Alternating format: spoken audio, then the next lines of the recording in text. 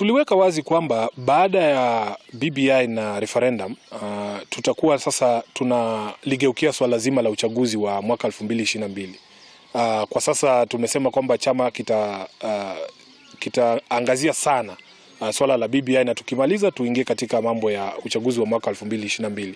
Chama cha ODM ndio baba na mama ya miungano. Hata hawa ambao wanazungumza tu, lakini wanangoja kusikia chama cha ODM kitaingia katika muungano upi. Na tulivyosema hapo awali ni kwamba wakati huu tungependa miungano ambayo italeta tofauti katika siasa na sera za kitaifa, ya kwamba haiwezekani tena sisi kuingia katika miungano na watu ambao hawatakuja kutuongezea faida yote kama wana ODM, watu ambao wanataka kubebwa tu kila siku. Hatuna hiyo wakati. Tunataka kuwa na partners wa kweli. Unajua hapa kama eneo hili la Bungoma, ukiwauliza wale ambao ni wafuasi wa chama cha ODM, watakuambia kwamba muungano wa NASA na ule wa CORD ulitunyanyasa sisi sana kama wana ODM hapa Bungoma.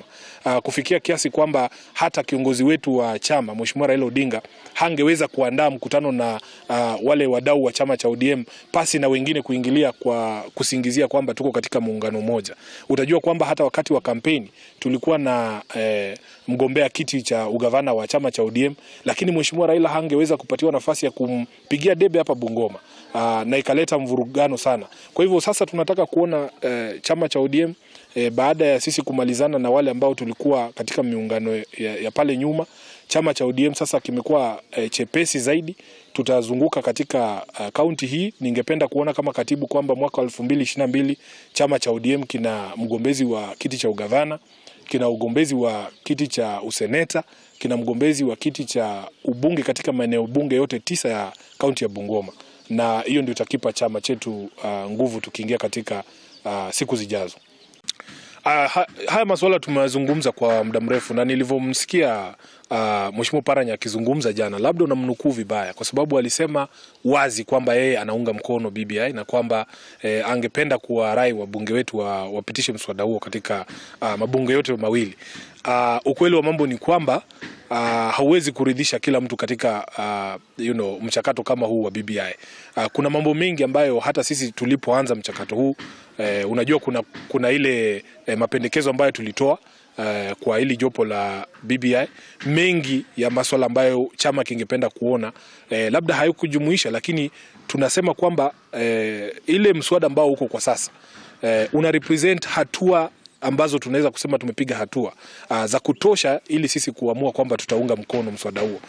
Unajua kwamba Mheshimiwa Raila Odinga na chama cha ODM ndio tunajulikana kama wale walioleta ugatuzi.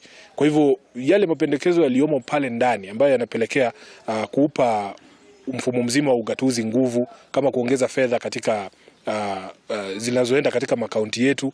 Kutakuwepo na ward fund hapa ambapo tumeketi sasa. West Sangalo MCA wangu atakuwa na fund ya kutengeneza, kuhakikisha kwamba na mimi napata maji hapa, napata tunatengenezewa shule zetu.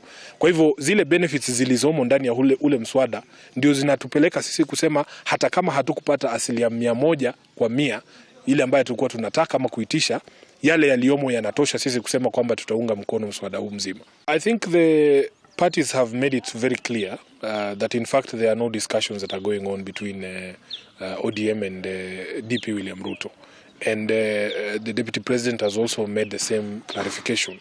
So really I don't understand why there is still that speculation in media space, because we have been very clear that as a party our singular focus at the moment is to ensure that we complete this BBI process, because as you know we have carried this process for a very long time and it is now just nearing the the conclusion.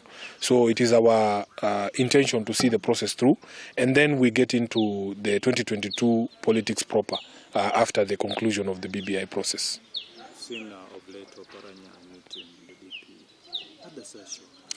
I think the leaders themselves, and even yesterday I know that I had a lengthy meeting with Governor Oparanya, who is also my deputy party leader, and subsequent to our discussion he was also on one of the media houses, and he made clarification that in fact all the times that he has had a meeting with the Deputy President, it has been under the auspices of his position as the Chair of Council of Governors and the Deputy President as the Chair of the IBEC. So I think people are reading too much into it. And all the other times that any other leader has had any discussions with any person in ODM, any senior official of the party, they have always reported back. I know for a fact, because I've been in those meetings, Governor Oparanya has always reported back to the Central Committee on all the meetings that he has had with various leaders in the country. So it's not as if it is something that is clandestine or something that should raise any suspicion, but that in fact, when you are in this space, as leaders who are working together for the benefit of wananchi, it is very difficult to avoid each other. At some point, your paths will cross, and people don't need to read too much into that. Hakuna mabadiliko yote ambayo yamefanywa katika uongozi wa bunge. Ninavyojua kwamba wale ambao ni viongozi wa chama ndani ya bunge wana ule uhuru na mamlaka ya kuweza kufanya mabadiliko haswa katika kamati za bunge ili kuweza kuhakikisha kwamba yale matakwa ama mapendeleo ama mapendekezo ya chama yanaweza kuwafikia, yani yanaweza kupitishwa. Kwa hivyo sidhani kama kuna lolote ambalo linafaa kuzua wasiwasi, kwa sababu viongozi wa bunge nao wana ile hekima ya kujua ni mabadiliko gani wanataka kufanya, kujua kikosi chao kiko namna gani, nani anaketi wapi, ili kuhakikisha tunasonga mbele kwa kipamoja. Kwa hivyo hii ambayo mnasikia ni ile wazungu wanaita storm in a teacup, kwamba hamna lolote pale, na baada ya kura ya leo utaona kwamba 100% wabunge wa ODM watapigia mswada wa BBI, na tutakuwa rai kuingia katika sasa ile kampeni ya referendum ili kuuza BBI na kuhakikisha kwamba imepita. Acha nikwambie kwamba chama cha ODM kiko imara, na unajua huwa nafurahishwa sana na kila wakati, haipiti mwaka ama miezi kadhaa kabla hujasikia watu wakisema Sifuna anang'atuliwa. Na watu ambao wanasema hayo maneno si wanachama wa ODM. Unajua ukweli wa mambo ni kwamba kama hivi jana timu ya Chelsea imecheza na timu ya Real Madrid, na wengi wanakiri kwamba yule mchezaji ambaye alileta tofauti kubwa sana alikuwa ni N'Golo Kante. Kwa hivyo jamaa wa Madrid wakipata nafasi mtu wa kumuondoa kwenye kikosi, watamuendea N'Golo Kante ili wapate wakati rahisi. Kuna watu ambao wamekuwa sasa wamepata ugumu sana kuteka advantage ya chama cha ODM, kwa sababu chama sasa kina katibu ambaye hakubali watu kuchezea chama. Nilipochukua hatamu ya uongozi kama katibu, nakumbuka nilisema kwamba chama cha ODM hakitaendelea kutembea kwenye magoti ili ndugu zetu wafupi wafurahi, wasikie kwamba pia tunatoshana, kwa sababu hatutoshani. So kila wakati mnaposikia hizi rumors eti Sifuna ametolewa, zinatoka kwa rafiki zetu ambao tuliwachana, si wanachama wa ODM. Kwa hivyo nataka kuhakikishia kwamba chama cha ODM kiko imara, ya kwamba mimi nitaendelea na kazi yangu kama katibu, na najivunia sana kwamba kupata nafasi hii kuwa katibu wa chama, na nitaendelea kuchapa kazi hilo hata kama wale ambao ni wapinzani wetu hawanipendi.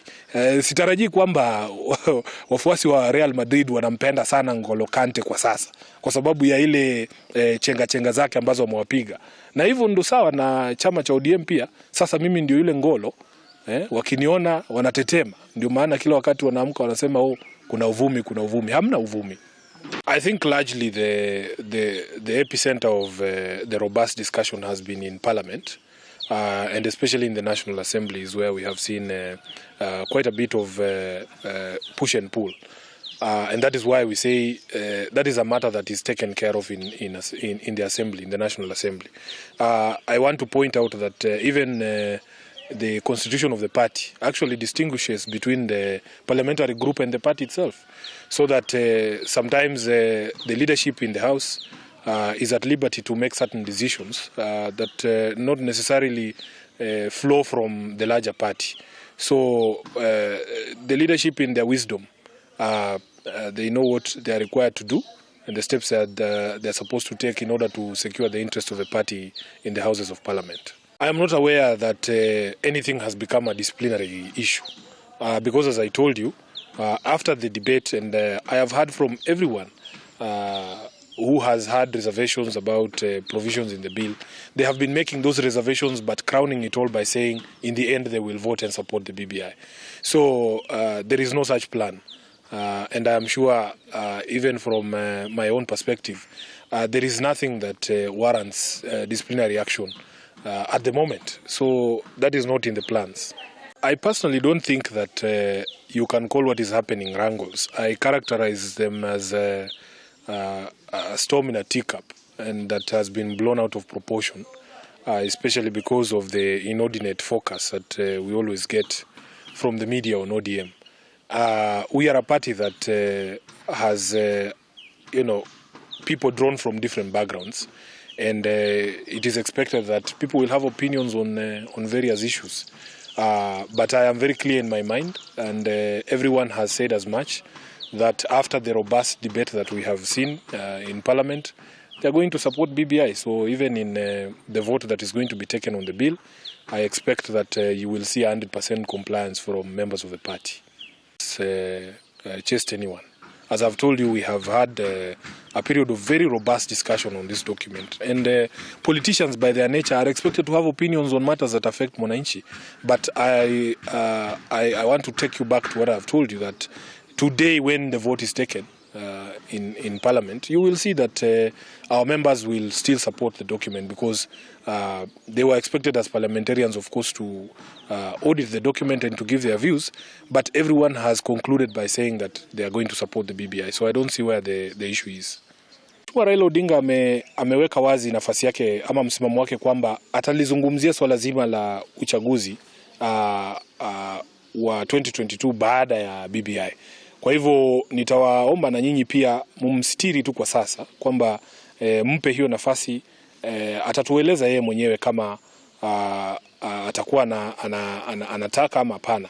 Na ukweli wa mambo ni kwamba kwa sababu yeye ni kinara wa chama, sidhani kama akitoa ombi kwamba tufungue process tena kutakuwa na pingamizi yoyote. Hata wale ambao walikuwa tayari wamewasilisha maombi wako rai, kwa sababu na wao pia wangependa wakipata hiyo tikiti wapate kutokana na ile mchujo ambao ni wa kweli, ambao una wajumuisha wagombezi wote ndani ya chama.